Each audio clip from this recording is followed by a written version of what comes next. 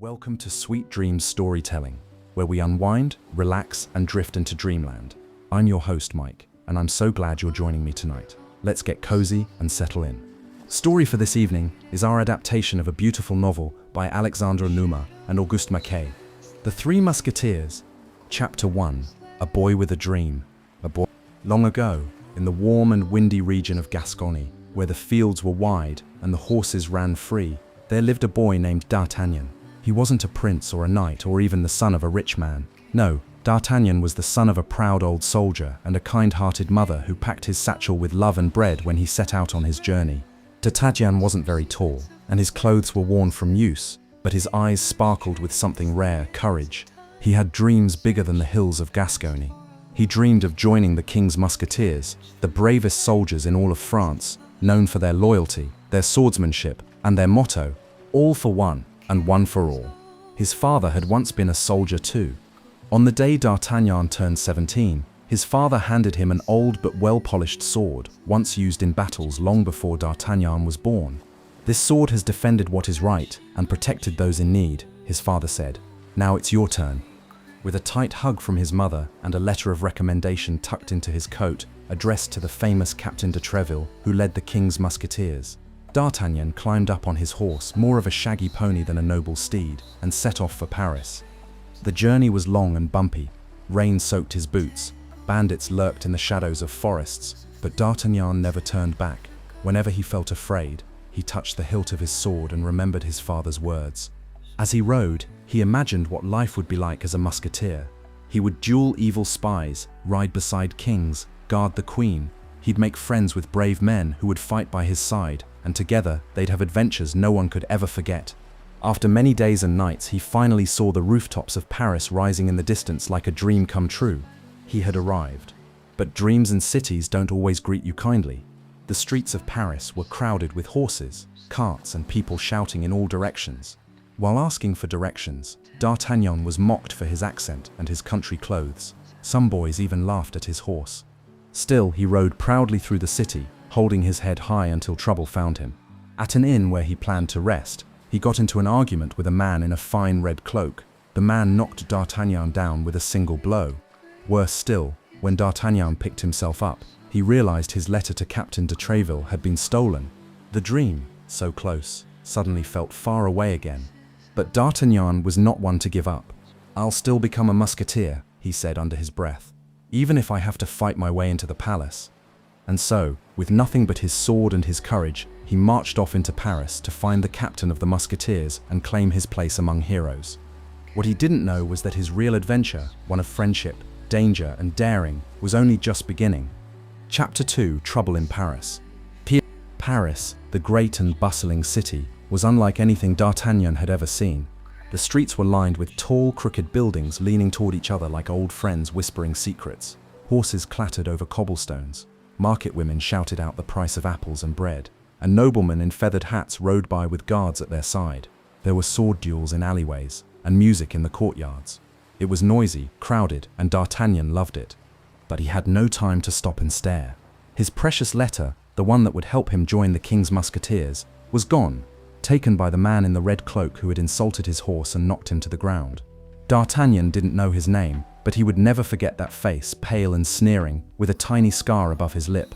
"I'll find him," D'Artagnan whispered to himself as he wandered the streets, "and I'll get my letter back. No one knocks me down and walks away."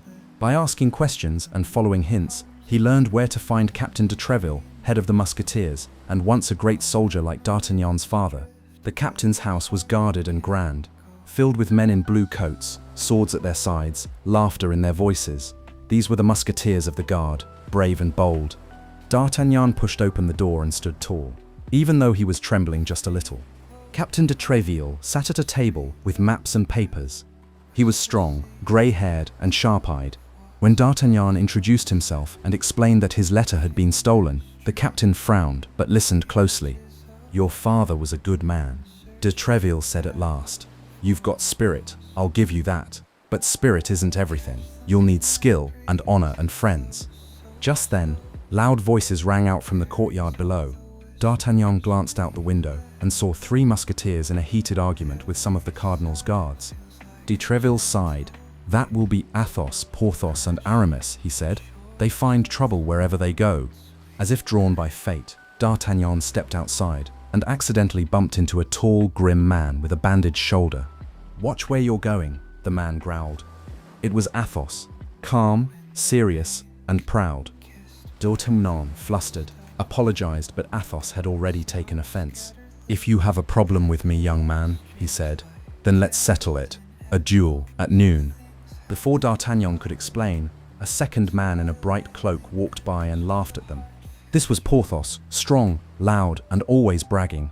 "Another duel," he said with a grin. "What fun! You can duel me too. 1 o'clock. And then came Aramis, elegant, quiet, and thoughtful. "Don't leave me out," Aramis added with a polite bow. "I'll see you at 2 o'clock. D'Artagnan blinked. In less than 5 minutes, he had challenged 3 musketeers to 3 duels, one after the other. "I only meant to find my letter," he muttered to himself, "not fight half the king's guard." But that's the thing about fate. Once it starts rolling, it doesn't stop. And sometimes, a mistake can turn into a friendship that changes everything. The clock was ticking. 3 duels, 3 musketeers, and 1 brave boy with nothing but a sword and a dream. Tomorrow would be a very big day. Chapter 3. The 4 Become One. The next morning, Paris felt different to D'Artagnan. He had slept in a modest little inn, tossing and turning all night with thoughts of sword fights and famous musketeers. He hadn't meant to challenge 3 of them, but now it was happening, and he would not back down. He polished his boots, straightened his coat, and strapped on his father's sword. He was nervous, yes, but inside him was a fire that said, "Be brave." Just before noon, he walked toward the small, quiet courtyard behind the Carmes convent, the secret spot where musketeers went to duel. There, leaning against a tree with his arms folded, stood Athos. He was pale, still wounded from a battle days before, but his eyes were cool and calm. "You're on time," Athos said. "That's something at least." As they prepared to duel, footsteps echoed across the courtyard. It was Porthos, laughing and swinging his great red cloak behind him. "I see our young Gascon hasn't run off," Porthos bellowed. "Well done." Moments later, Aramis arrived as well, adjusting his lace collar and carrying a small book of poetry. "It seems we may need to take turns," he said, looking amused. 3 duels, 1 boy. This should be interesting." D'Artagnan was just about to raise his sword to Athos when, "Halt, by order of the cardinal." A squad of the cardinal's guards stormed into the courtyard. Their red cloaks fluttered as their captain sneered. "Duels are forbidden in Paris," the captain said. "We'll be taking all of you in." Athos, Porthos, and Aramis stiffened. Musketeers and cardinal's guards were always at odds, like fire and ice. They worked for different masters. The musketeers served the king, while the guards followed Cardinal Richelieu, the most powerful man in France next to the king himself. "There are only 5 of them," Athos said, drawing his sword with a grim smile. "We can manage that." "4 of us, 5 of them," said Porthos. "I like those odds." "Wait," said Aramis. "There are only 3 of us." And that's when D'Artagnan stepped forward. His hands shook, but he lifted his sword anyway. "Make that 4, he said boldly. "All for 1. The musketeers blinked in surprise.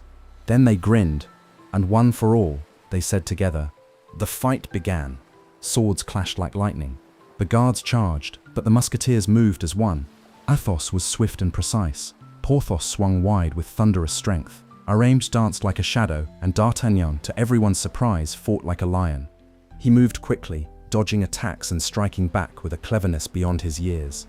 One guard tried to sneak up behind Aramis, but D'Artagnan knocked him down just in time. By the end of it, the guards had been driven off, stunned, bruised, and embarrassed.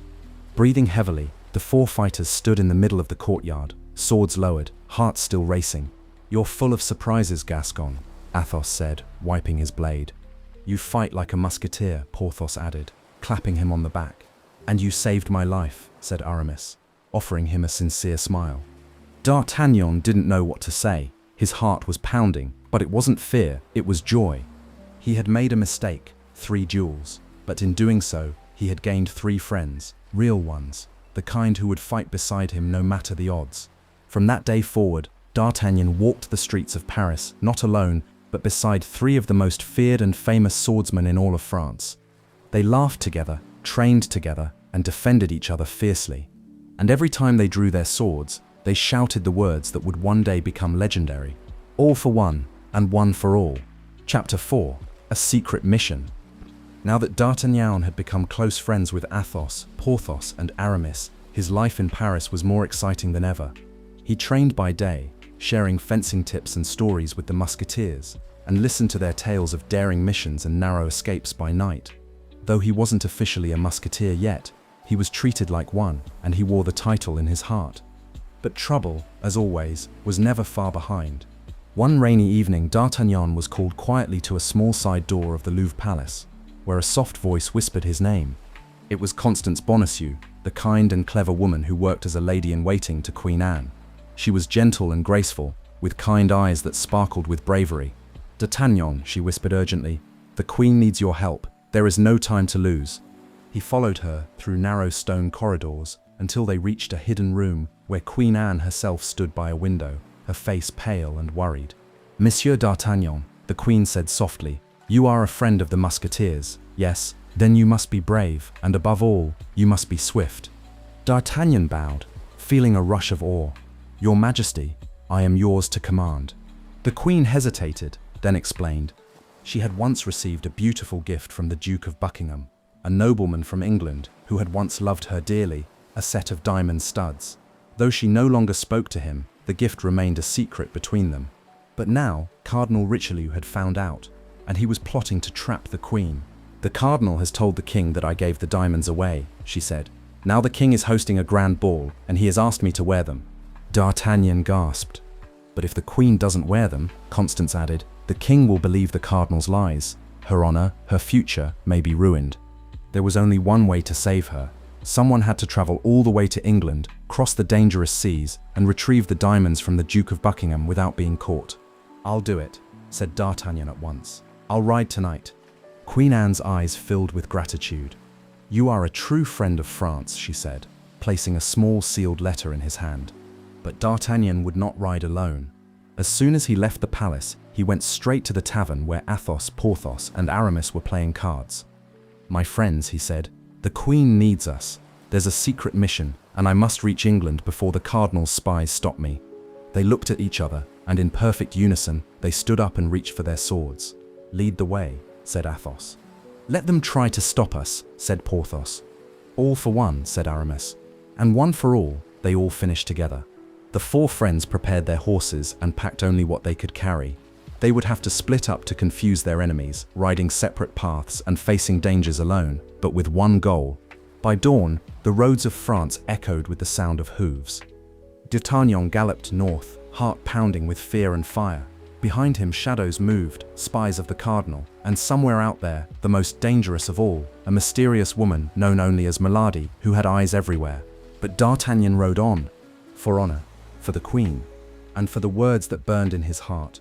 All for one, and one for all, and one for all. Chapter 5. Across the Sea. D'Artagnan's horse galloped hard through the French countryside, kicking up mud and mist in the early dawn light. His mission was clear: reach England, find the Duke of Buckingham, and return with the Queen's diamond studs, all before the King's grand ball. He had only a handful of days, and the journey was filled with danger at every turn.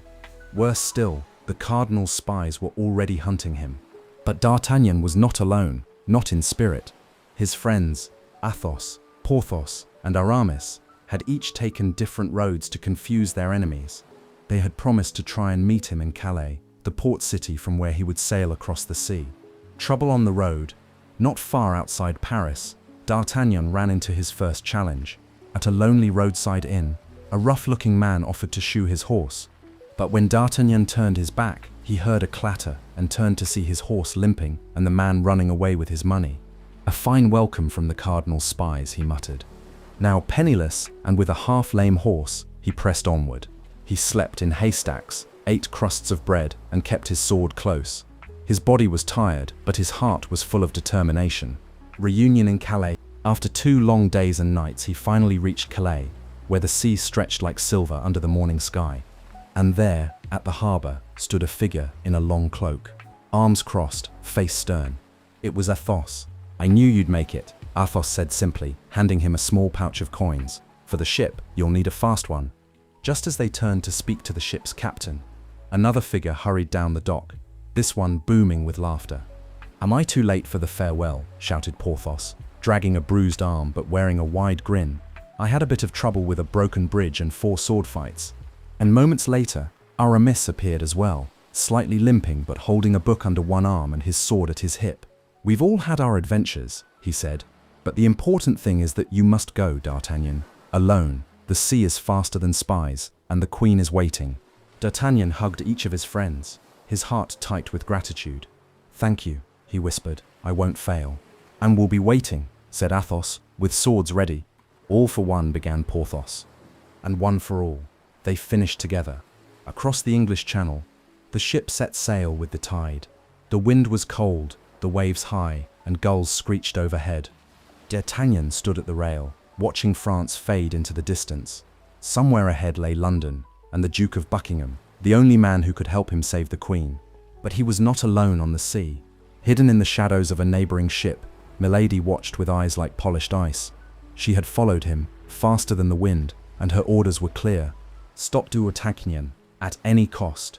The race was not over. But D'Artagnan did not know this yet. As he leaned into the sea breeze and looked ahead toward his destination, he whispered to himself the words that had become a promise. All for one and one for all, and one for all. Chapter 6. The Queen's Honor. The sea rocked and roared beneath the little ship as it crossed the English Channel. D'Artagnan stood at the bow, holding tightly to the rail. The cold wind bit at his cheeks, and salt spray stung his eyes, but he would not turn back. Time was running out. The King's ball was only days away, and if Queen Anne didn't have her diamond studs, the Cardinal's plan would succeed. The Queen would be shamed, and France would fall under the Cardinal's control. But D'Artagnan was determined. He had faced thieves, storms, and spies. He would not stop now. A noble stranger. After hours at sea, the ship docked in Dover, and D'Artagnan rode swiftly toward London, changing horses at every post. The English roads were foggy and wet, but he didn't stop. By nightfall, he reached Buckingham Palace. There, in a richly decorated hall of velvet and gold, stood the Duke of Buckingham, tall, elegant, and wearing a look of surprise when D'Artagnan entered, soaked and breathless. "You're French," the Duke said, raising an eyebrow. "And far from home. What brings you to me?" D'Artagnan handed him the Queen's secret letter. The Duke read it, and his face changed from curious to alarmed. "She's in danger," he said quietly. "I feared this day would come." He turned to a hidden drawer and took out a small velvet case. Inside were the Queen's diamond studs, shining like captured stars. But something was wrong. A daring theft. The Duke's brow furrowed. "There should be 12, he said. "But look, there are only 10. D'Artagnan's heart sank. "Milady," he whispered. She must have beaten him there. Somehow she had reached London first and stolen 2 of the diamonds. But the Duke was not without his own bravery. He rang for his goldsmith. "Make 2 exact copies," he ordered. By morning, the goldsmith worked all night, his tools clicking and clinking like tiny hammers of hope. When the sun rose, the 12 studs were whole again. 2 were fake, but so finely made no one would notice. The Duke placed them carefully into the velvet box and handed it to D'Artagnan. "Ride fast," he said. "Ride hard, and protect France for her." D'Artagnan bowed deeply, grateful and filled with new fire. A dangerous return. Back across the channel he sailed, the storm pushing against him, the clock ticking louder with every wave. Then it was horses again, faster, faster, until the gates of Paris rose into view. The day of the ball had come. Guards watched every gate. The Cardinal's spies were everywhere, their red cloaks swirling like blood in the wind. But D'Artagnan slipped through. He raced to the palace, leapt over the steps, and placed the velvet case into the hands of Constance Bonacieux, who had waited all night in fear and hope. She looked up at him, eyes shining. "You did it," she whispered. "You saved her." The ball. That evening, the palace glittered with light. Candles shimmered from every chandelier, and noblemen in feathered hats danced with ladies in sparkling gowns. The king, wearing his finest coat, turned to the Queen and said with a sly smile, "Your diamond studs, my dear." The Queen, calm and elegant, smiled softly. She reached into a tiny box and drew out all 12 diamonds, gleaming and perfect. The king nodded, pleased. But in the crowd, the Cardinal's lips tightened. He knew he had lost this round. Somehow, someone had outwitted him. That someone was a young man standing near the doorway, covered in dust and sweat, his eyes watching with quiet pride. D'Artagnan had done it. He had saved the Queen's honor.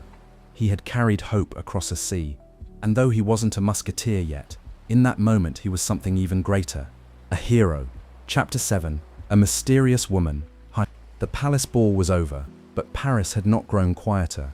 If anything, danger was moving more swiftly now, like a shadow creeping behind every smile. Though Queen Anne had worn her diamonds and her honor had been saved, Cardinal Richelieu was not a man who gave up easily, and neither was his most dangerous ally, Milady de Winter, the mysterious woman with beauty like moonlight and a heart as cold as ice. But for a little while at least, things felt bright for D'Artagnan. He had returned from England a hero. The Queen herself had smiled at him in secret gratitude, and Captain de Treville praised him before the king's court. Still D'Artagnan remained humble. He spent his days with Athos, Porthos, and Aramis, laughing in the taverns, training in the courtyards, and listening to the city's whispers. And through it all, one thought lingered in his mind.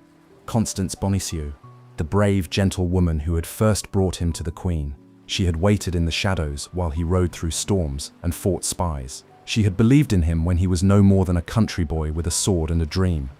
Now, whenever she passed him in the palace or in the market streets, she gave him a soft smile, and D'Artagnan's heart fluttered. "She's kind," he told Aramis one evening, "and clever and gentle, and I think about her all the time." Aramis, always the poet, nodded with a knowing smile. Then it must be love. A whisper of trouble, but happiness in Paris never lasted long. One evening, as D'Artagnan waited near the bakery where Constance sometimes stopped after palace errands, a stranger approached him, a tall man in a dark cloak with a sharp voice. "You'd best stay away from her," the man said coldly. "You don't know the game you're playing." Then, just as quickly, the man disappeared into the alley shadows. D'Artagnan's heart pounded. Who was that? Who was watching Constance? The answer, he feared, was clear. The cardinal was still hunting those who protected the Queen, and Constance was in danger. A secret meeting. That night, Constance sent word to D'Artagnan through a hidden note. He met her in a quiet garden near the Queen's apartments, where the stars peeked through the branches. "They're watching me," she whispered. "The cardinal suspects everything. I don't know how long I'll be safe." "Then let me protect you," D'Artagnan said quickly. "I can take you away. We'll find a safe place." But Constance shook her head. "Not yet. The Queen still needs me. I can't leave her side." She reached into her cloak and pressed something into his hand, a simple lock of her hair tied with a blue ribbon. "So you'll remember me," she said. D'Artagnan couldn't speak. He only nodded, holding the ribbon as if it were made of gold. And as she slipped away into the palace shadows, he vowed silently, "No matter what happens, I will keep her safe." The return of Milady. Elsewhere in the city, another woman moved through the night, her carriage drawn by black horses, her eyes hidden beneath a lace veil. Milady de Winter. She had failed in London. The Queen still had her diamonds, but the cardinal had given her new orders. And this time, her target wasn't just the Queen. It was D'Artagnan. "Break him," the cardinal had said. "Use whatever it takes. His heart, his friends, his girl." Milady smiled, cold and silent. She had never failed twice. Chapter 8. The Cardinal's Plot. In the grand halls of the Louvre Palace, the kings smiled and dined and danced, but beneath the golden chandeliers, a darker game was being played. Cardinal Richelieu, cloaked in red like a fox in royal feathers, sat in his private study late at night, surrounded by maps, letters, and spies. His plan to shame the Queen had failed, thanks to a boy from Gascony with too much courage and too many friends. But the cardinal did not get angry. He got clever. "If I cannot ruin the Queen," he murmured, "then I will destroy those who protect her." And so, he began weaving a new web, strand by silent strand. At the very center of it was his most secret weapon, Milady de Winter. She had returned to Paris, more dangerous than ever. Her eyes sparkled like stars, but her heart was colder than steel. She wore a smile like a mask and used lies like swords. And her new mission was simple: get close to D'Artagnan, gain his trust, break him. D'Artagnan's restless heart. In a small room above a cheerful tavern, D'Artagnan paced. He should have felt safe. The Queen's diamonds had been returned. His friends were near. The streets of Paris for once were calm. But his heart wasn't. Constance was still in danger. She hadn't sent another message in days, and her master, her husband, Monsieur Bonacieux, had mysteriously vanished. Worse still, someone had been watching him. Strangers in the crowd, footsteps that stopped when he turned, a flicker of white lace in a carriage window. I need to find her, D'Artagnan told Athos one night, before someone else does. Athos placed a hand on his shoulder. Then we'll help you, but be careful. The cardinal is quiet now, and that's when he's most dangerous. Milady makes her move. The very next evening, D'Artagnan received a letter. It was written in fine handwriting and sealed with blue wax. I have heard of your courage and wish to meet you. I am alone and need protection. Come to the Hôtel de la Mer at midnight. Yours, a lady in danger. It smelled faintly of roses. Athos, reading over his shoulder, frowned. That's a trap. Or someone who needs help, D'Artagnan replied. Athos narrowed his eyes. Or someone who knows how to make help look like a trap. But D'Artagnan went anyway. At midnight, cloaked and careful, he crept into the quiet chambers of the Hôtel de la Mer, where a candle flickered in the window. Inside, he found a woman seated beside a fireplace, her golden hair glowing, her eyes filled with mystery. You are D'Artagnan, she said softly. I was told you are brave. She was beautiful, so beautiful that D'Artagnan forgot, just for a moment, every warning in his heart. This was Milady de Winter, and she had begun her game. The web tightens. Back at the Musketeers' lodging, Porthos and Aramis played cards while Athos sat by the fire, troubled. He's walking into danger, Athos muttered. He always is, said Porthos. But this is different, Athos whispered. Because Athos remembered something he had never told anyone, not even his closest friends. He had once loved a woman, a beautiful woman. A woman who had a secret mark burned on her shoulder, hidden by lace and lies. A woman who now went by the name Milady. The cardinal smiled. In the shadows of his study, Cardinal Richelieu folded a letter and smiled faintly. Milady will tame our little musketeer, he said. And then the queen will have no shield at all. Outside, Paris slept. But the game had begun again. Chapter 9. Danger at every turn. The morning air in Paris was sharp and cool. Sunlight spilled over rooftops and glinted on cobblestones. But the brightness could not chase away the feeling in D'Artagnan's heart. Something was wrong. Though Milady de Winter had welcomed him kindly the night before, though her words were sweet and her smile warm, a chill had crept into his bones the moment he stepped into her presence. He didn't understand it, but Athos did. A terrible suspicion. The next evening, Athos sat with D'Artagnan in the corner of a quiet tavern. There are women who charm with beauty, he said carefully, and women who twist hearts with words. Milady does both. D'Artagnan frowned. She asked for help. She's alone. Athos stared into his cup. She's never alone. She brings danger with her, wherever she goes. There was silence. Then he added softly, she's not who you think she is. D'Artagnan didn't know what to believe, but that very night, a messenger arrived at the tavern, gasping for breath. Milady's carriage was attacked outside the city, the man cried. She's in danger. Without waiting, D'Artagnan leapt up, threw on his cloak, and rushed into the night. But when he reached the road, there was no overturned carriage, no wounded lady, only tire tracks, and a single red feather. The cardinal's guards were here, he whispered. This was no attack, it was a trick. Friends in battle. Back in Paris, Porthos and Aramis found themselves in trouble of their own. While escorting a royal messenger through a narrow alley, they were ambushed by 6 of the cardinal's men, swords drawn, eyes burning. Tell the musketeers to stay out of the queen's affairs, one sneered, or we'll sharpen our blades on their cloaks. But Porthos only grinned and cracked his knuckles. You picked the wrong alley. Aramis drew his sword, quiet and calm. The alley echoed with the sound of steel. Back to back, the 2 musketeers fought with such force and skill that the guards were forced to flee into the dark, leaving behind bruises and bruised pride. Afterward, Aramis turned to Porthos and smiled. It's getting dangerous. It's always been dangerous, Porthos replied, but it's starting to feel personal. The cardinal's grip. Inside the palace, Cardinal Richelieu continued his schemes. His spies were everywhere, watching every move made by the queen, her servants, and especially the musketeers. He received word that D'Artagnan had been visiting Milady, and he smiled. He's clever, the cardinal murmured, but still young, and Milady knows just how to guide young men into traps. The secret letter. One day, as D'Artagnan rode through the city on a quiet errand, a young boy ran to him, breathless. A letter from Constance Bonacieux. D'Artagnan opened the note with trembling hands. I am being watched. I cannot meet you. They are growing suspicious, but I still believe in you. Be careful. See. D'Artagnan's heart burned with fear and fury. "They're closing in on her," he told his friends that night, "and they're using me to do it." Athos rose, his jaw tight. "Then it's time we stop watching and start striking back." A brotherhood unshaken. That night, the four friends met on a quiet rooftop overlooking the city. Beneath them, the streets twisted like a maze, full of secrets and spies. But above them, the sky was wide and endless, filled with stars. They stood in silence, each knowing that the path ahead would be darker, more dangerous, and more uncertain than ever before. But none of them stepped back. "They want to divide us," said Aramis. "Let them try," Porthos said.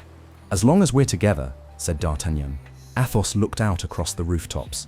"Then let them come." They placed their hands together once more, like they had in the courtyard when it all began, and whispered the words that still held true. All for one and one for all. Chapter 10. The Siege of La Rochelle. The leaves had begun to turn gold when the drums of war rolled through Paris. France was at war with the rebellious Huguenots, who had taken control of the coastal city of La Rochelle. The king's army was marching to reclaim it, and the Musketeers were called to join the fight. The city buzzed with news, soldiers gathering, ships sailing, nobles fleeing, and Cardinal Richelieu growing ever more powerful, and through it all, D'Artagnan could think only of one thing. Constance Bonacieux was still missing. "I can't leave while she's in danger," he told Athos. "You must," Athos replied. "This war, this siege, it's part of the Cardinal's game, and if we are not near him, we cannot stop him." And so, reluctantly, D'Artagnan packed his sword and his sorrow, mounted his horse, and rode with his three friends toward the distant city of La Rochelle. Campfires and cannons. The camp outside La Rochelle stretched as far as the eye could see. Tents fluttered in the wind. Flags flew above campfires where soldiers warmed their hands and told stories in low voices. In the distance, the city's high stone walls stood like a fortress of silence, and beyond those walls, enemies, cannons, and danger. But the Musketeers didn't flinch. "We've faced worse odds at the tavern," said Porthos, sharpening his sword.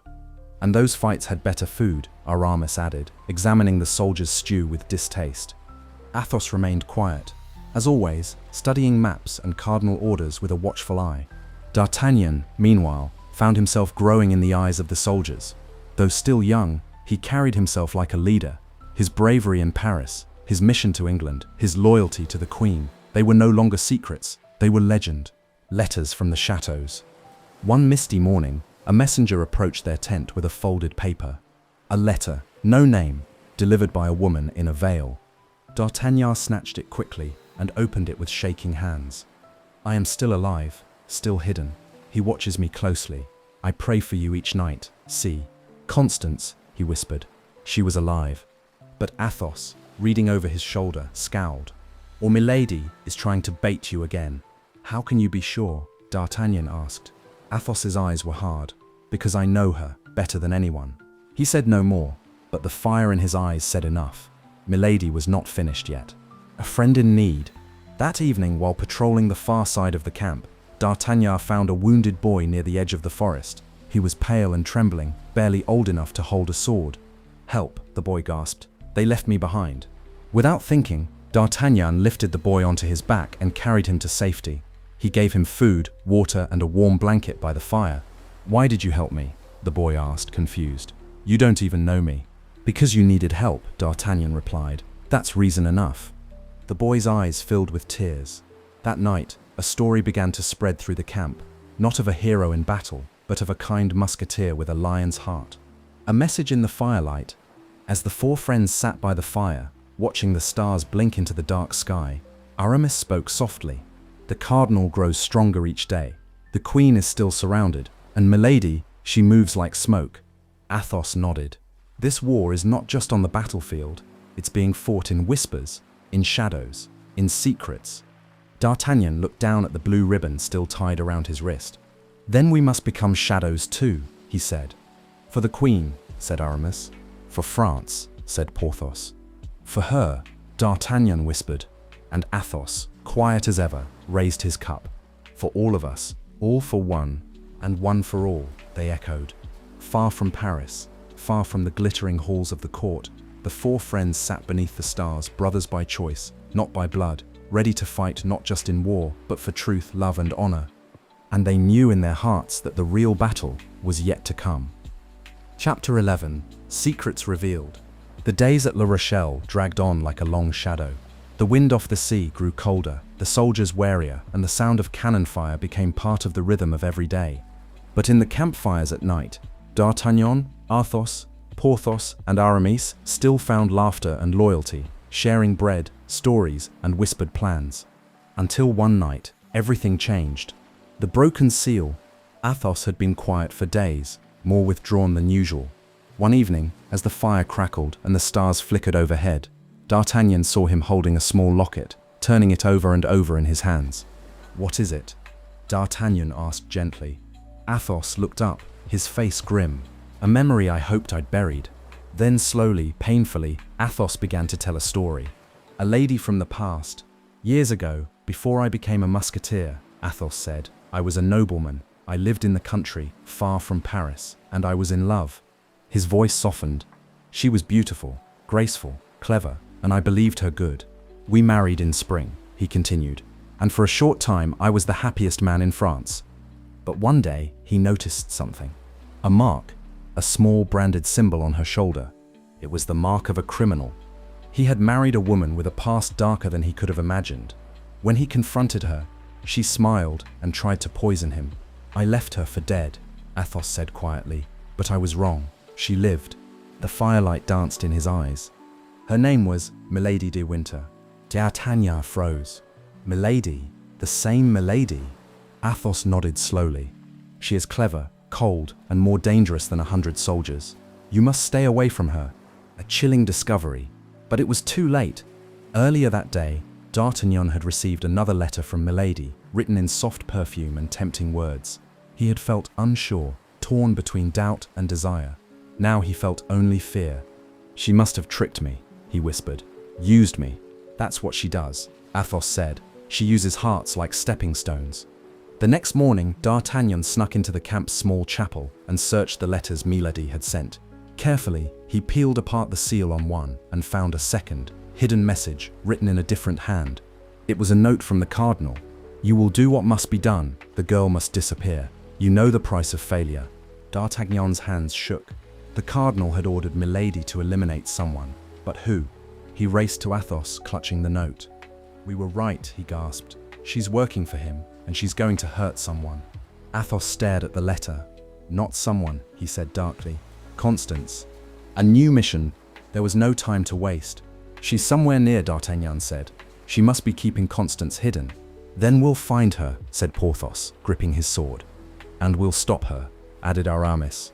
The four friends gathered in their tent, maps spread across the table, torches burning low.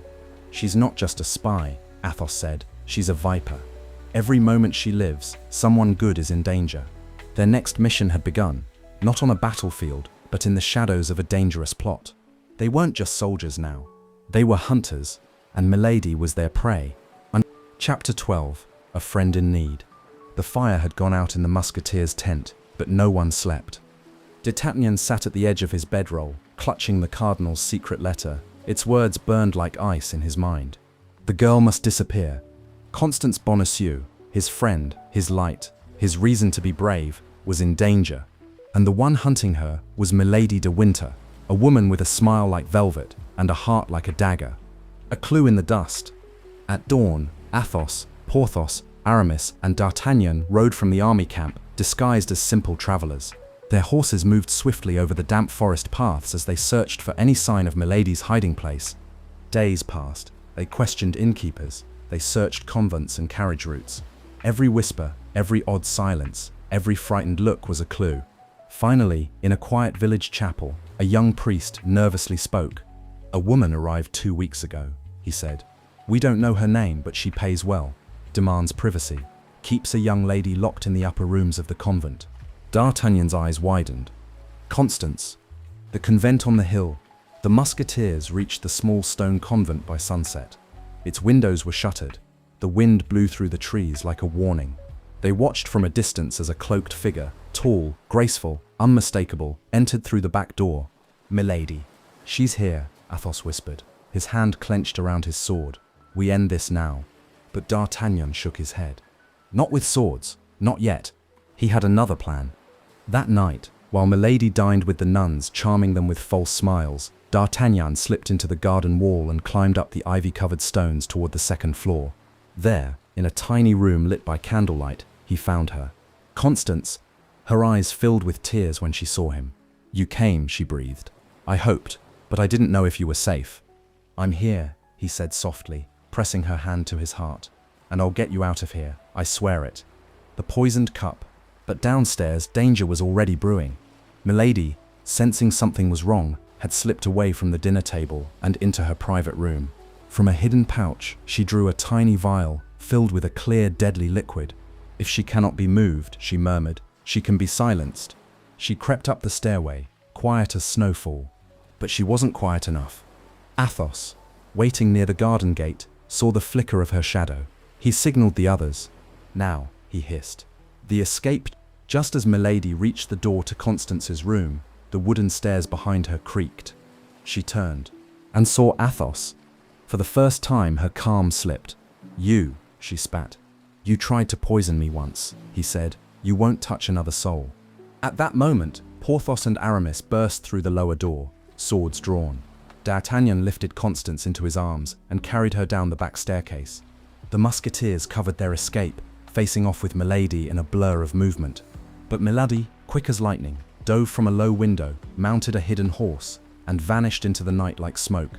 They had saved Constance, but Milady had escaped again. Safe at last. For now. By morning, Constance was safely hidden in a countryside manor under the Queen's protection. She stood with D'Artagnan by the garden fence, sunlight warming her face. "You risked your life for me," she whispered. "I'd do it again," he said, 1,000 times. Behind them, Athos stood with his arms crossed. "She's wounded but not defeated," he warned. "She'll strike again. She always does." D'Artagnan nodded, eyes firm. "Then we'll be ready." The four friends had rescued their dearest friend from the jaws of evil, but they knew the storm had not passed. Somewhere out there, Milady was planning her next move. And this time, she would not fail quietly. Quietly. Chapter 13. The Prisoner. The sun had barely risen when the Musketeers gathered around the breakfast table in the countryside manor, where Constance Bonacieux was now safely hidden. Though their hearts were lighter, the air still crackled with unease. "She's gone again," said Athos, staring out the window. "But not far. Milady never leaves without finishing what she started." "And she meant to kill Constance," added D'Artagnan, his voice hard. Constance sat between them, pale but brave. "She's not just dangerous," she said quietly. "She's cruel and clever. She'll come back if she thinks I'm still alive." "Then we won't wait for her to come," said Porthos, pounding his fist on the table. "We'll go to her." Hunting a shadow. That very morning, the four friends mounted their horses once more and galloped across the fields of France. They followed clues like hunters, a frightened innkeeper who had seen a woman with a veiled face, a courier who had delivered messages sealed with red wax, a merchant who had been paid in strange foreign coins. Each thread led them closer. And finally, in a small coastal town with crooked chimneys and stormy skies, they found her, Milady de Winter. A spider in her web, Milady had taken shelter in a fortified manor near the cliffs, guarded by a local noble who was unaware of her true identity. She wore white silk and pearls, and walked through the halls like a queen. But she knew the Musketeers were close. She had heard the hoofbeats, seen the signs, and for the first time in a long while, she felt fear. "They've followed me," she hissed, pacing before her mirror. "Athos, D'Artagnan, all of them. I must strike before they do." She opened a hidden drawer, pulling out the last of her poisons. A daring plan. Meanwhile, outside the manor, the Musketeers prepared a clever trick. "She trusts no one," said Aramis, "but she still accepts letters from her employers." So they wrote a letter in the cardinal's handwriting, perfectly forged by Athos, who had once seen the real thing. It read, "Come at once, bring nothing, destroy all evidence, you have failed, do not be followed." They had it delivered by a local courier, one who didn't know the game. Within the hour, they saw her, Milady, wrapped in a cloak, slipped out the back gate on horseback, fleeing under the cover of twilight. "She took the bait," D'Artagnan said. "Now we ride." Cornered, they followed her at a distance, through woods and marshes and winding coastal roads. She rode fast, but the four friends, silent, swift, and unrelenting, closed the distance. At last they found her in an abandoned chapel on a cliffside, her horse trembling and lathered. her face pale with rage. When she saw them, she drew a dagger and hissed like a trapped cat. "You followed me. We've been following the truth," said Athos, stepping forward, "and we've found it in you." They surrounded her, but they didn't strike. Instead, they placed her under guard. They would take her to a neutral stronghold where her crimes could be judged fairly. "You poisoned, deceived, and betrayed," said D'Artagnan. "But you'll face justice now, not revenge." Milady said nothing, but her eyes, cold and burning, promised one thing: this is not over. A moment of peace. Later that evening, as the Musketeers sat by the fire with their prisoner locked away and under guard, Constance's letter arrived. It was short, but sweet. "I am safe, I am grateful, and I am proud of you. I hope you come home soon." D'Artagnan folded it carefully and tucked it close to his heart. For now, the danger was behind them. But in his heart, he knew Milady's story was not finished. Not yet. Chapter 14. The Chase. The wind howled over the sea cliffs, and the stars blinked down through racing clouds as Milady de Winter sat locked in a stone chamber of the old watchtower, where the Musketeers had brought her. Outside, the air was cold. Inside, it was colder still. Milady paced the small room like a caged wolf. The guards outside her door were silent and steady. She had no sword, no poison, no escape, but she had her mind, and Milady's mind was always sharper than steel. The mask slips. While the guards kept watch, the 4 musketeers sat in a circle around a campfire not far from the tower. Athos stared into the flames, haunted. "She fooled me once," he said softly. "She cannot do it again." "You knew her before all this?" asked Aramis. Athos nodded slowly. "She was my wife." The others said nothing for a moment. Then D'Artagnan, still processing the truth, whispered, "You still carry the wound." "Some wounds never heal," Athos said, "but this one can be a final trick." The next morning, they prepared to take Milady to a distant fortress where her fate would be decided. A small escort was arranged, horses were readied, food was packed. Everything seemed calm, but Milady had vanished. Her guards were drugged, the lock was broken, and her window, though too narrow for any person, was swinging wide open. She was gone. "How?" cried D'Artagnan. Athos walked to the window, his jaw tight. "She planned this from the beginning. This wasn't a prison to her. It was a pause. The chase begins again." They lost no time. Within minutes, the musketeers were back on horseback, racing through the countryside. They followed broken branches, the marks of horseshoes in mud, the whisper of terrified villagers. "She's headed for the coast," Aramis said. "There's a port near Boulogne." "She wants a ship," Porthos growled. "She means to escape France." "Or worse," said D'Artagnan. "She might be going to England, to the cardinal's allies." Into the storm, the chase stretched for days. Through forests and fog, across rivers and empty roads, the 4 friends pursued Milady without rest. Every hour that passed, they feared what she might do, what poison she might pour, what lies she might tell. They had seen her powers. They had felt her cruelty, but they would not let her escape again. At last, one dusky evening, they reached a cliffside road above the sea. The wind howled, and the trees bent low, and there, near a lonely lighthouse, stood a dark-cloaked figure, speaking to a ship captain. It was her. "Milady," D'Artagnan called out. She turned slowly, her hair blowing in the wind, her eyes like polished glass. For a moment, no one moved. Then, without a word, she turned to run. Cornered. This time, they were faster. Athos blocked her path. Aramis cut off her horse. Porthos grabbed her reins, and D'Artagnan stood before her, sword lowered but gaze steady. "No more tricks," he said. Milady's chest rose and fell with anger, but also with something else. Fear. "You don't understand," she whispered. "The cardinal, he wants more than the queen's crown. He wants France itself." "Then he'll fall," said Athos, "and you with him." For the first time, Milady was truly trapped. Not by walls, but by justice, and by 4 men who stood together, loyal, unshakable, unafraid. That night, with Milady once again in chains, and a ship waiting to take her to judgment, the musketeers sat silently by the waves. They had chased her across the country. They had seen her at her most wicked and her most desperate. And they knew the story was nearing its end.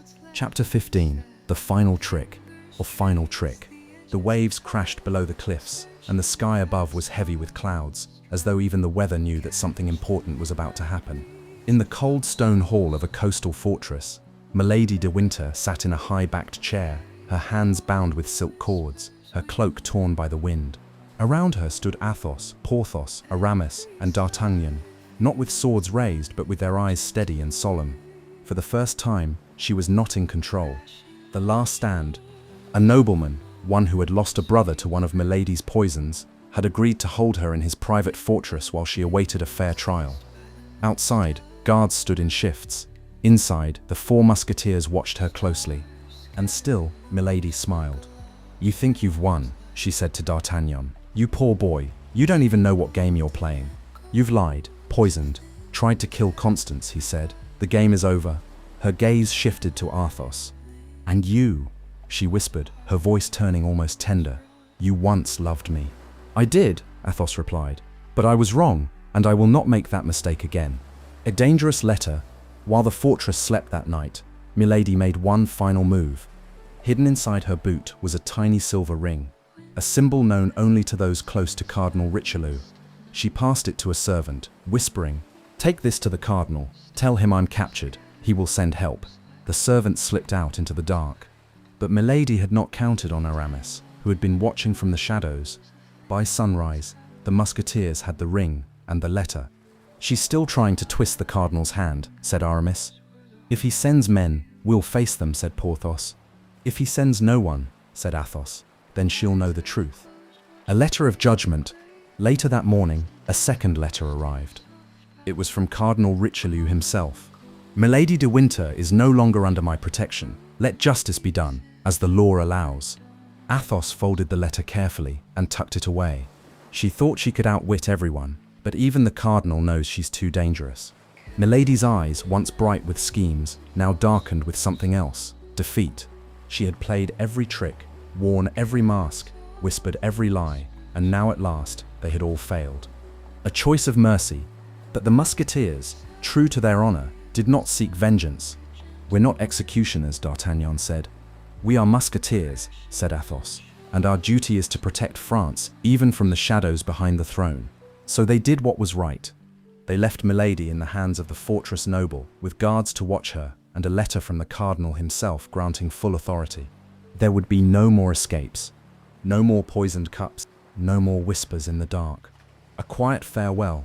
As they left the fortress, Milady sat alone in the stone chamber, staring out at the sea. The wind tugged at the ends of her cloak. Her beauty, her cleverness, her cruel heart, none of it could save her now. She had played her final trick and lost. Back on the road, the 4 friends rode in silence for a time. Then, slowly, the weight began to lift. "It's over," said D'Artagnan at last. "We've stopped her." "Not just for ourselves," said Aramis, "but for Constance, for the Queen, for France." Athos said nothing, but for the first time in many days he smiled. The storm had passed, and the sun was beginning to rise. Chapter 16. Justice. The wind had grown gentle now.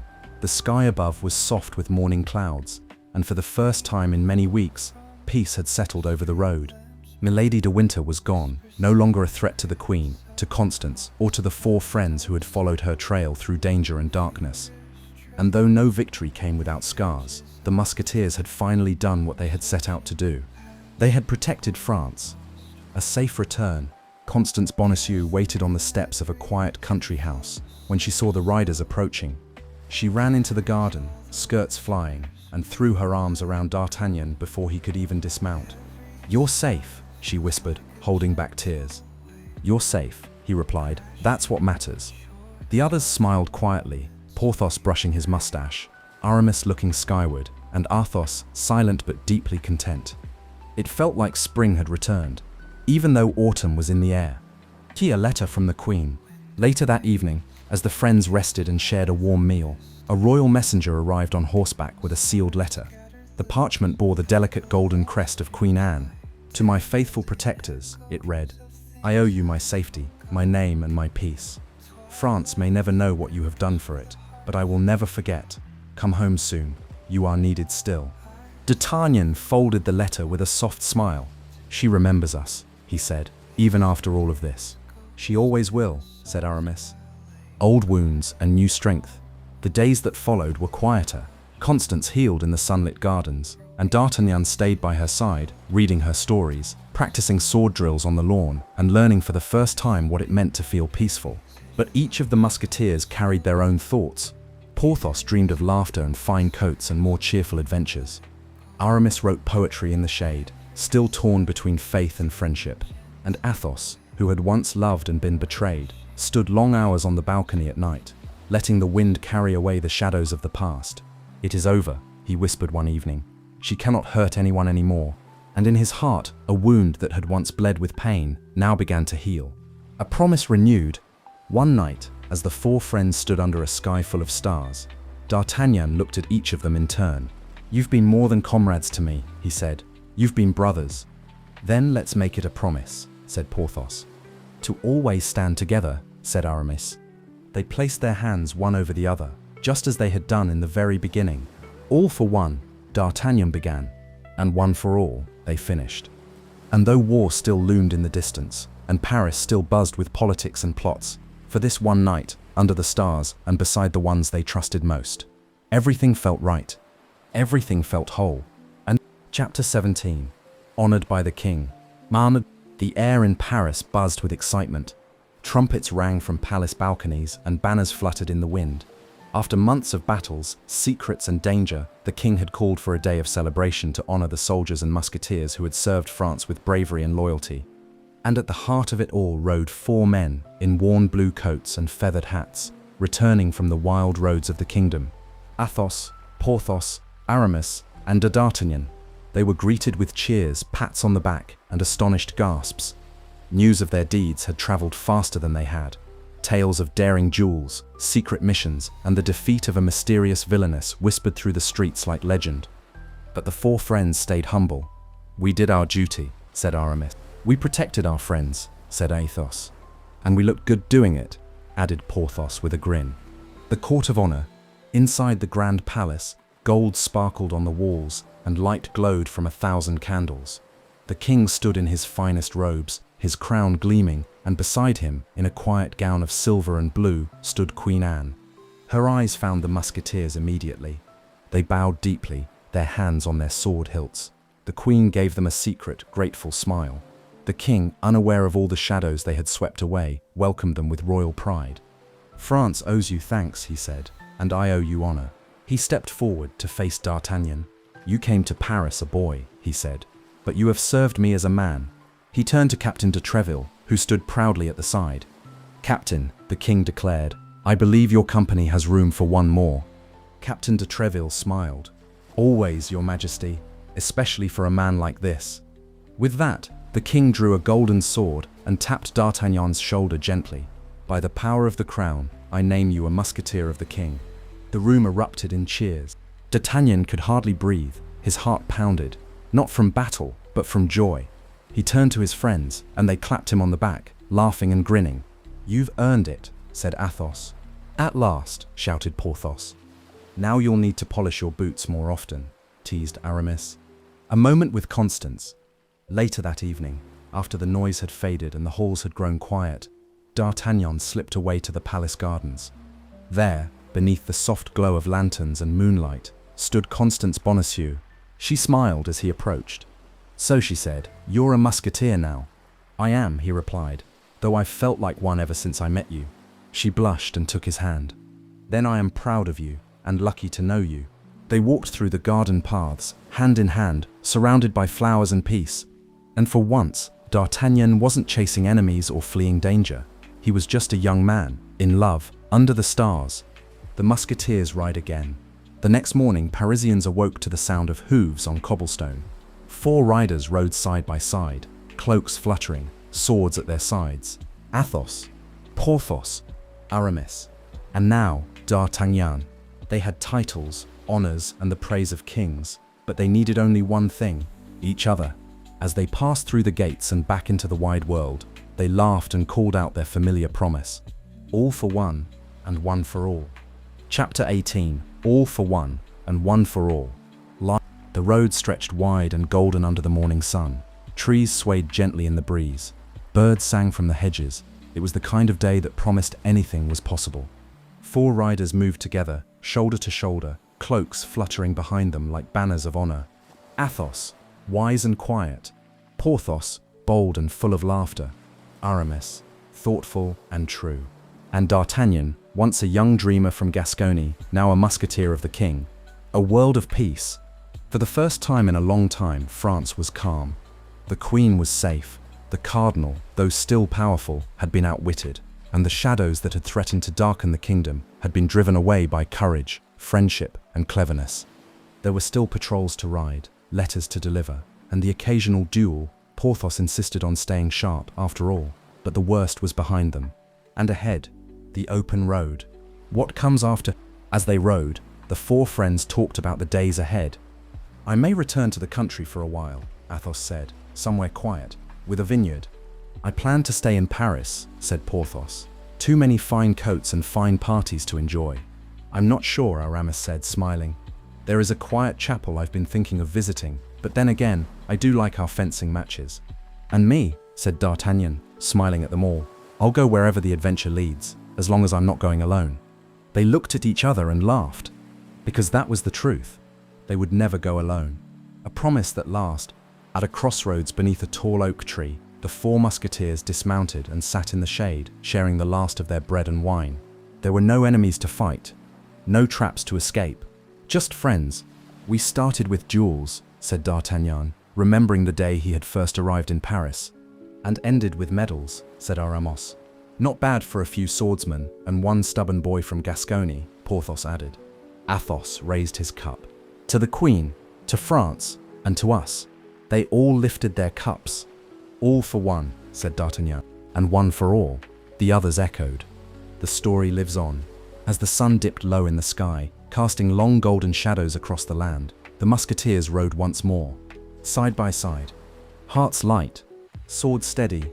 And though their adventures would go on through cities and castles, through danger and laughter, what mattered most would never change. Their friendship, their courage, and their vow. All for one, and one for all, and one for all. The end. Thanks for spending this quiet time with me here at Sweet Dreams Storytelling. I hope you're feeling relaxed, peaceful, and ready for a restful sleep. As we say goodnight, let the calm background music guide you gently into dreamland. Before you go, don't forget to like the video and subscribe, and until next time, rest well.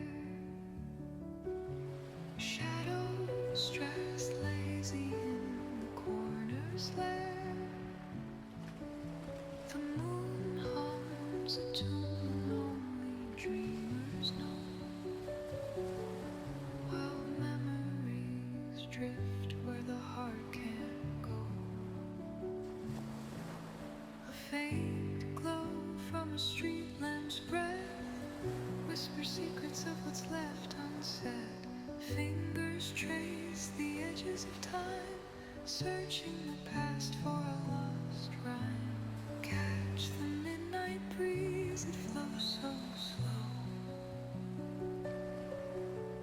Carries all the whispers we let go.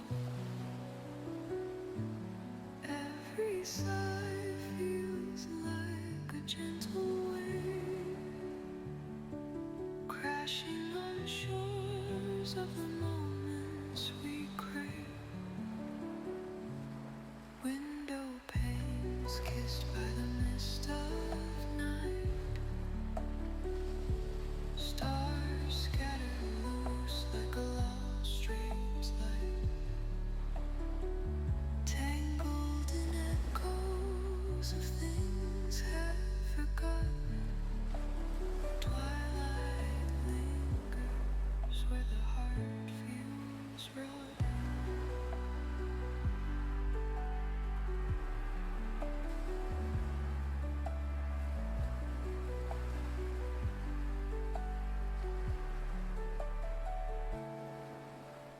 Window panes kissed by the mist of night. Stars scattered loose like a lost dream's light. Tangled in echoes of things half forgotten. Twilight lingers where the heart feels rotten.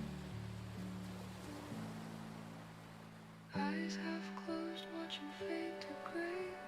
Yesterday's ghost in a soft ballet. Caught in the calm of a fleeting hush. Broken pieces held by dawn's blush.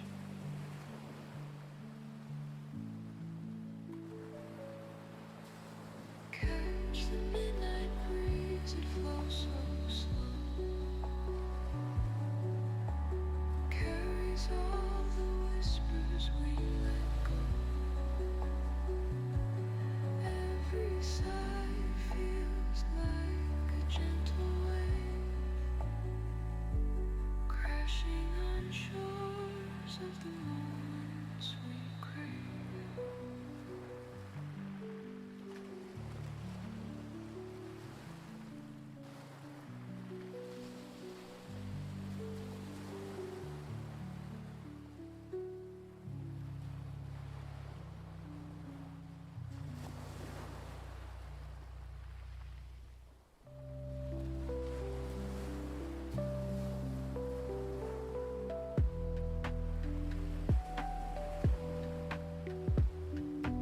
Clock hums softly in the still night air.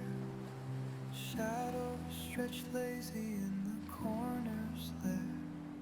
The moon hums a tune only dreamers know, while memories drift where the heart can't go.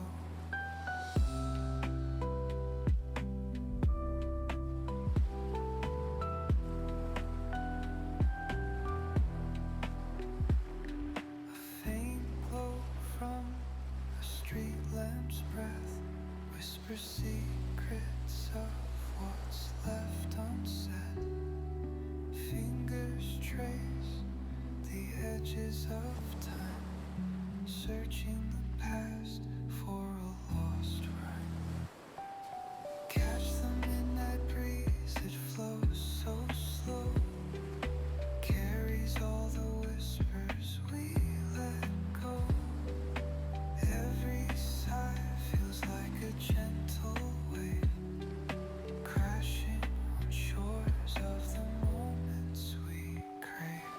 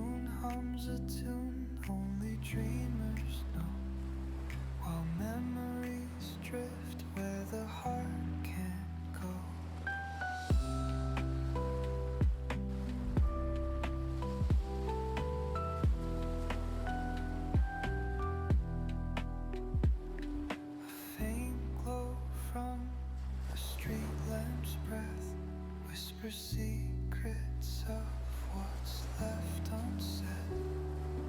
Fingers trace the edges of time, searching the past for a lost rhyme. Catch the midnight breeze that flows so slow, carries all the whispers we let go. Every sigh feels like a gentle wave, crashing on shores of the moments we crave.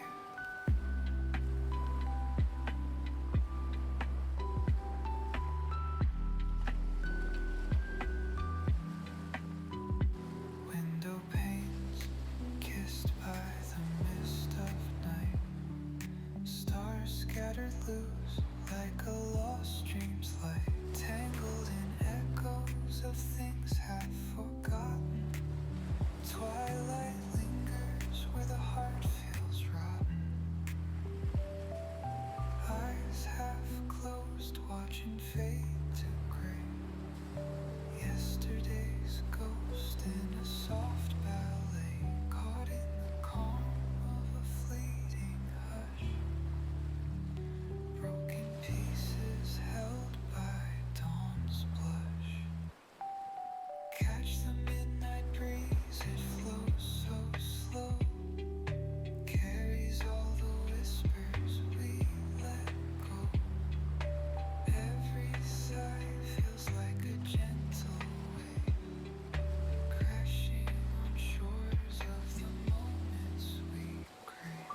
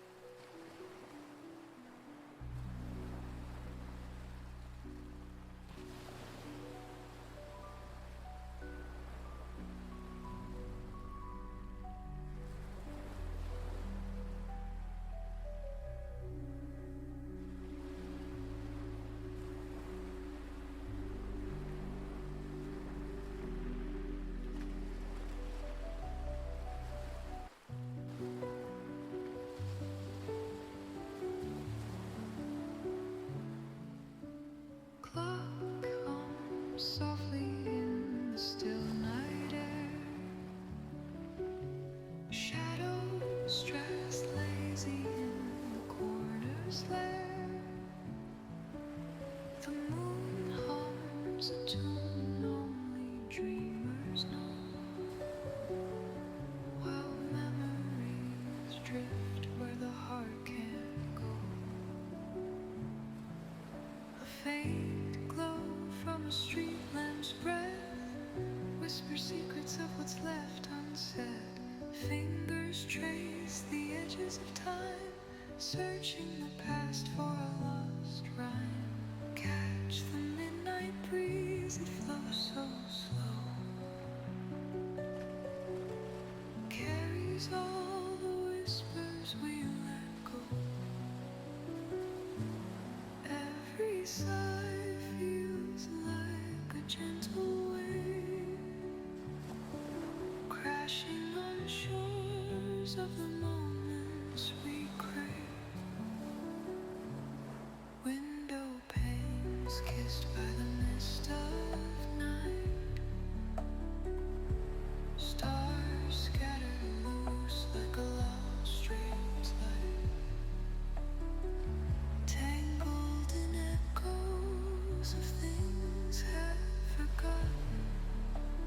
Twilight lingers where the heart feels rotten.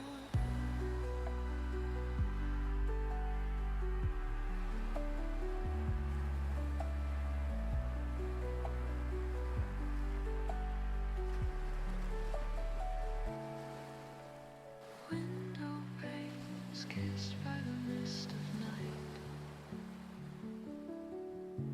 stars scattered loose like a lost dream's light, tangled in echoes of things half forgotten. Twilight lingers where the heart feels rotten. Eyes half closed, watching fade to gray. Yesterday's ghost in a soft ballet, caught in the calm of a fleeting hush. Broken pieces held by dawn's blush.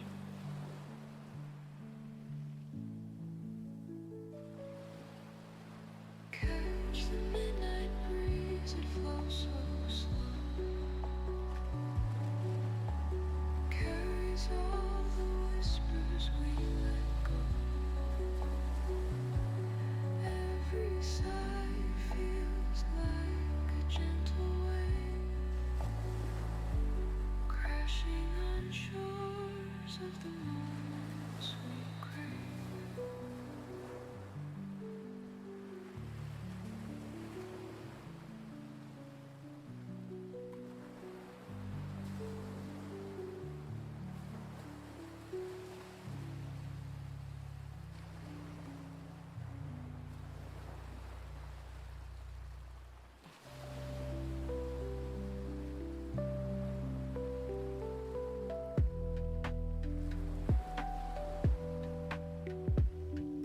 Clock hums softly in the still night air. Shadows stretch lazy in the corners there. The moon hums a tune only dreamers know, while memories drift where the heart can't go.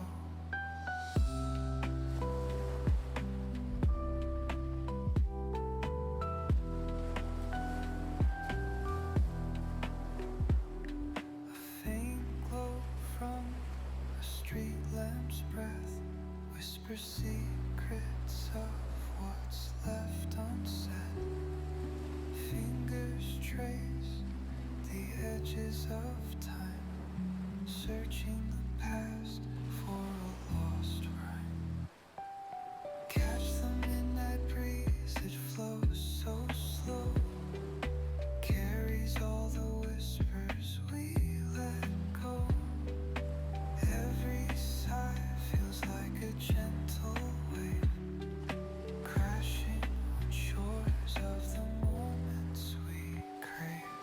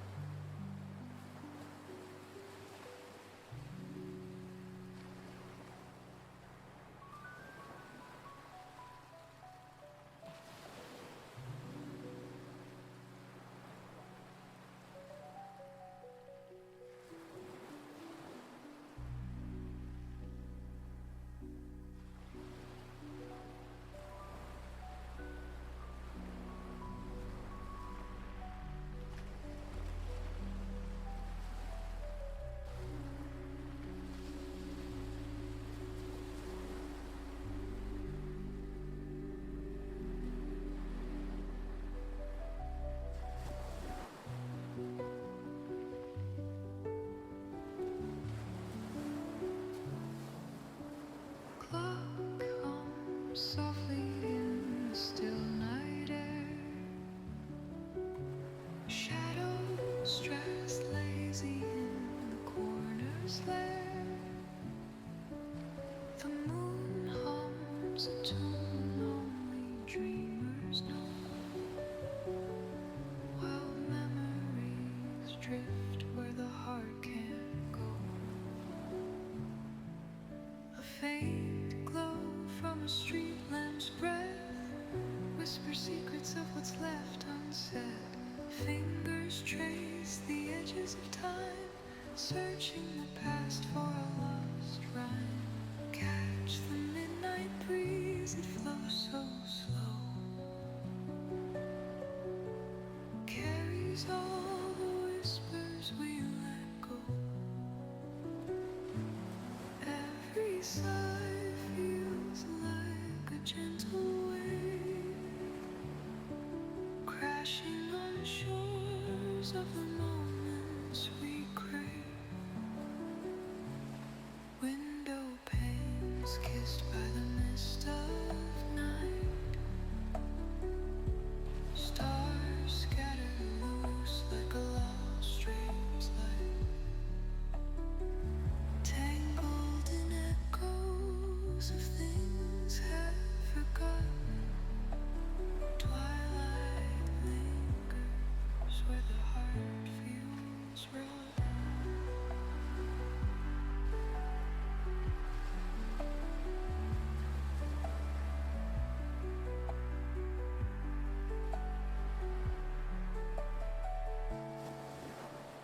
Window panes kissed by the mist of night, stars scattered loose like a lost dream's light, tangled in echoes of things half forgotten. Twilight lingers where the heart feels rotten. Eyes half closed, watching fade to gray. Yesterday's ghost in a soft ballet, caught in the calm of a fleeting hush. Broken pieces held by dawn's blush.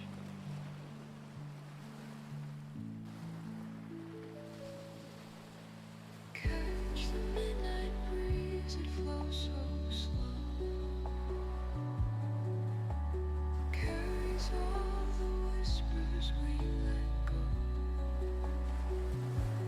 Every sigh feels like a gentle wave,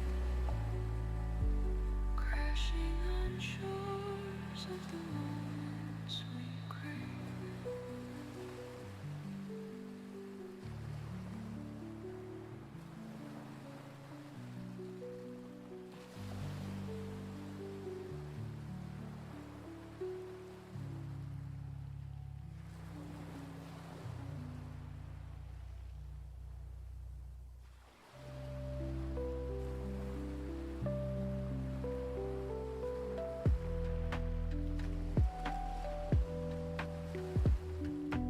Clock hums softly in the still night air.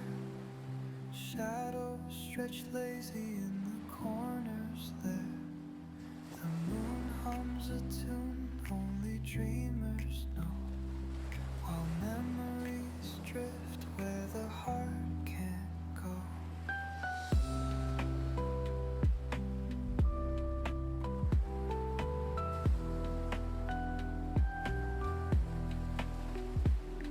A faint glow from a street lamp's breath whispers secrets of what's left unsaid.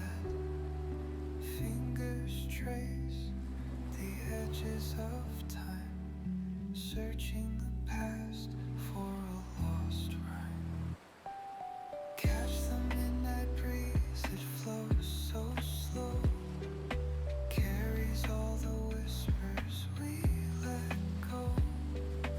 Every sigh feels like a gentle wave, crashing on shores of the moments we crave.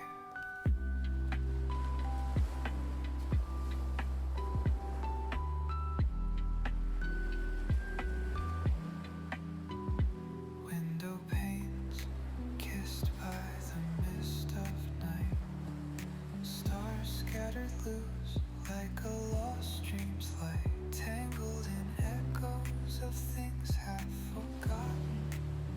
Twilight lingers where the heart feels rotten. Eyes half closed, watching fade to gray. Yesterday's ghost in a soft ballet, caught in the calm of a fleeting hush. Broken pieces held by dawn's blush. Catch the midnight breeze, it flows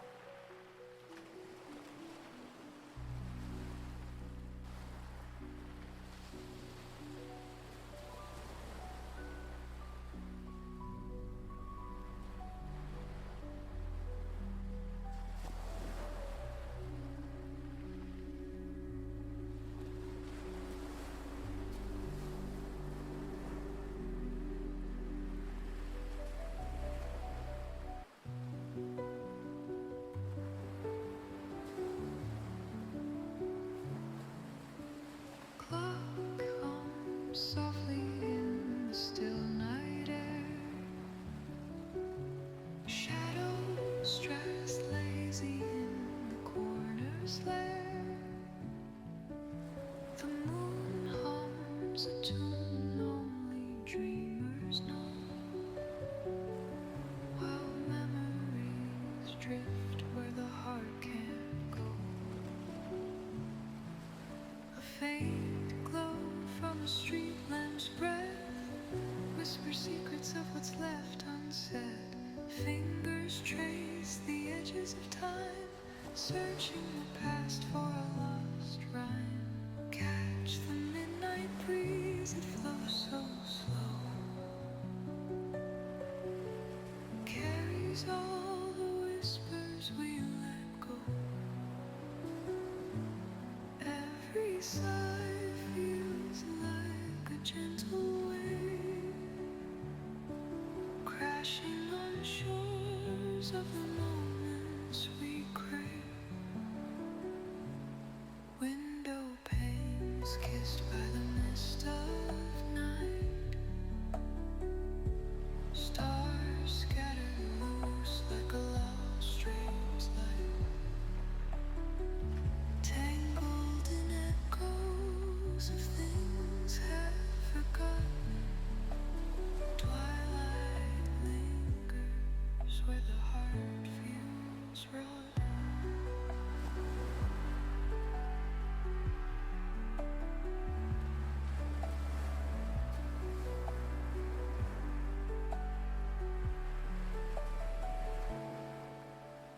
Window panes kissed by the mist of night,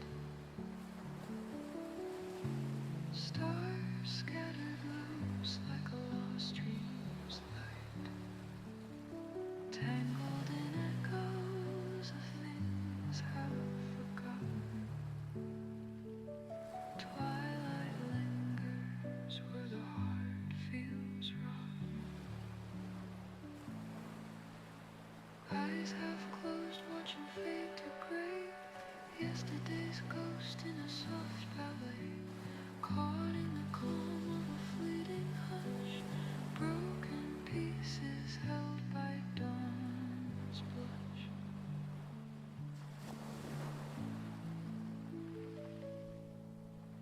Catch the midnight breeze, it flows so slow,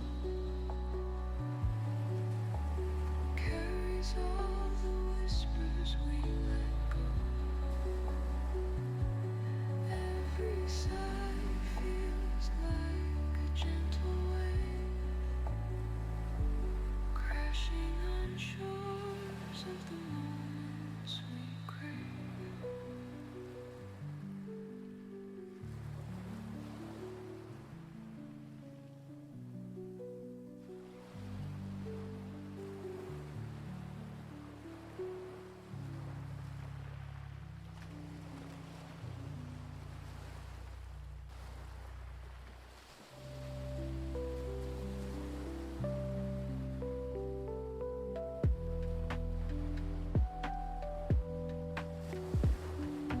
Clock hums softly in the still night air.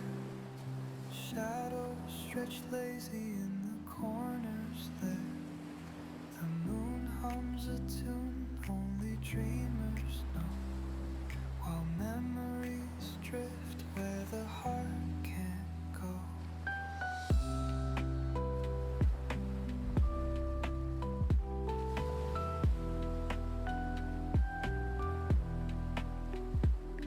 A faint glow from a street lamp's breath whispers secrets of what's left unsaid. Fingers trace the edges of time, searching the past for a lost rhyme. Catch the midnight breeze, it flows so slow, carries all the whispers we let go. Every sigh feels like a gentle wave, crashing on shores of the moments we crave.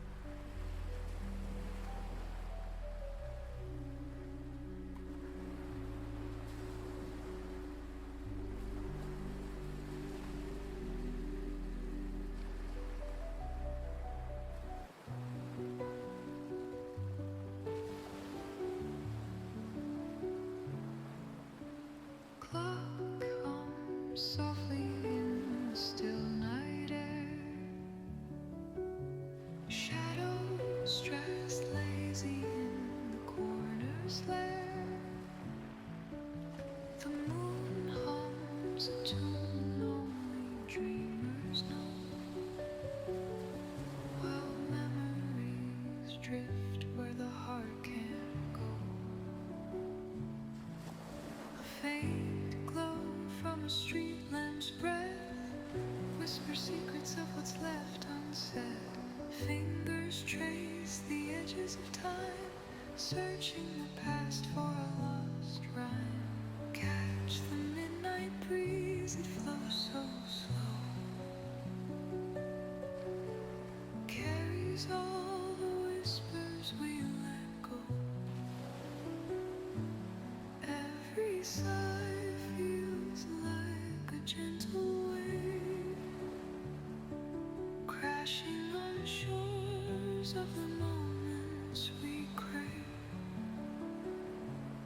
Window panes kissed by the mist of night, stars scattered loose like a lost dream's light, tangled in echoes of things half forgotten. Twilight lingers where the heart feels rotten.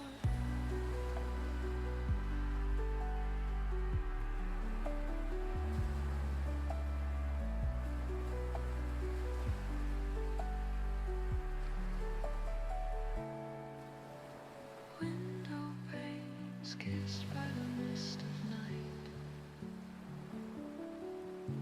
stars scattered loose like a lost dream's light, tangled in echoes of things half forgotten. Twilight lingers where the heart feels rotten. Eyes half closed, watching fade to gray. Yesterday's ghost in a soft ballet, caught in the calm of a fleeting hush. Broken pieces held by dawn's blush.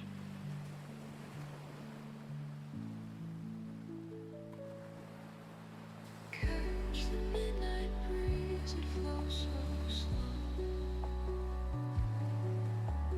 carries all the whispers we let go. Every sigh feels like a gentle wave, crashing on shores of the moments we crave.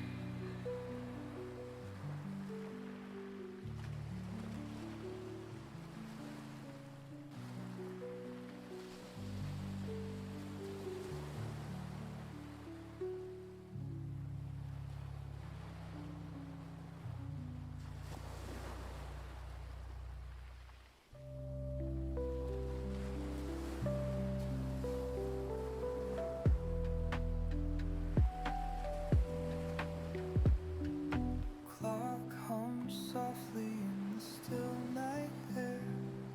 Shadows stretch lazy in the corners there. The moon hums a tune only dreamers know, while memories drift where the heart can't go.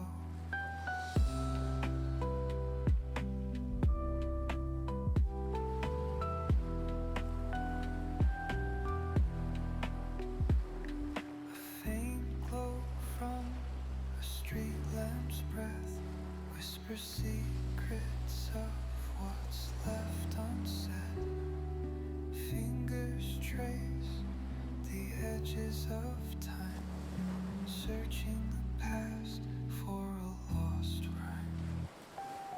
Catch the midnight breeze, it flows so slow, carries all the whispers we let go. Every sigh feels like a gentle wave, crashing on shores of the moments we crave.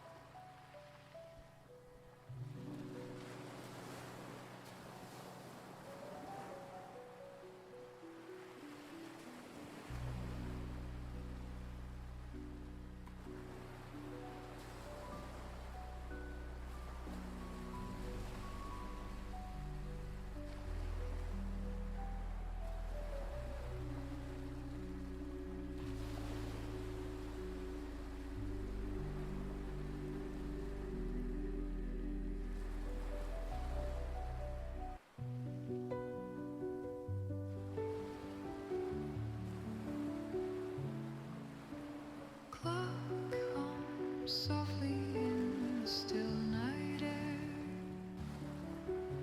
Shadows dressed lazy in the corners there. The moon hums a tune only dreamers know,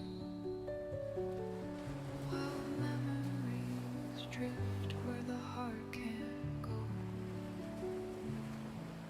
A faint glow from a street lamp's breath whispers secrets of what's left unsaid.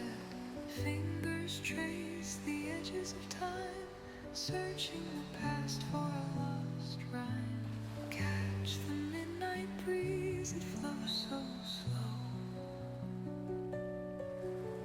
carries all the whispers we let go. Every sigh feels like a gentle wave, crashing on shores of the moments we crave. Window panes kissed by the mist of night, stars scattered loose like a lost dream's light, tangled in echoes of things half forgotten. Twilight lingers where the heart feels rotten.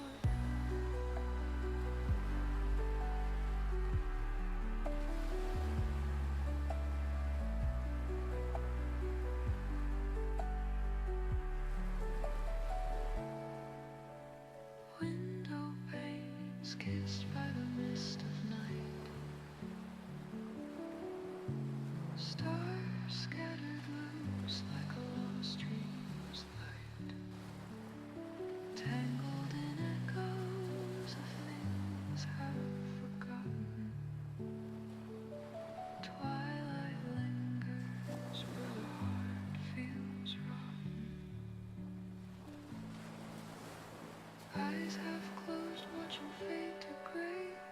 Yesterday's ghost in a soft ballet, caught in the calm of a fleeting hush. Broken pieces held by dawn's blush.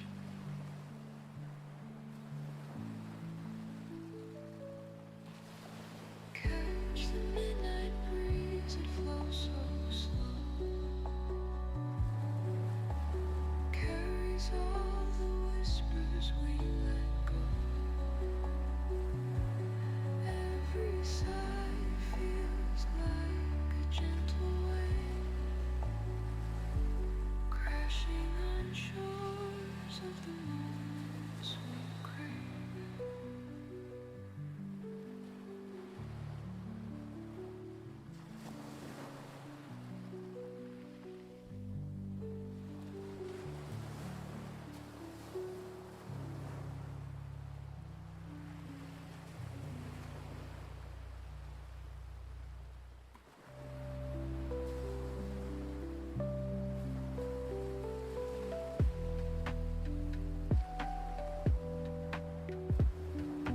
Clock hums softly in the still night air.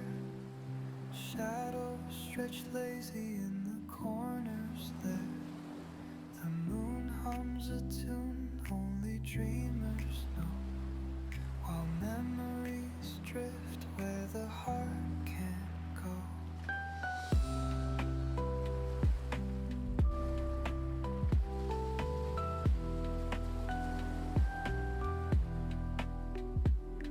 A faint glow from a street lamp's breath whispers secrets of what's left unsaid.